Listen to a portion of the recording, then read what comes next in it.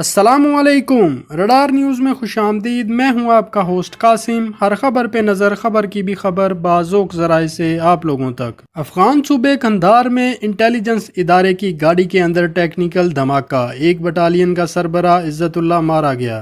इज़्ज़तुल्लाह तालिबान मुखालिफ अफ़गान जनरल रज़ाक के मरने के बाद इनके नायब बनाए गए इनके भाई तादीन कंधारी का राइट हैंड था।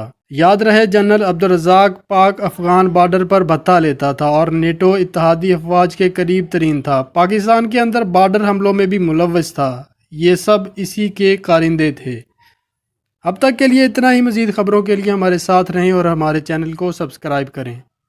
साथ वाले बेल के आइकन पर भी क्लिक करें ताकि आपको आने वाली हर खबर का नोटिफिकेशन सबसे पहले मिले।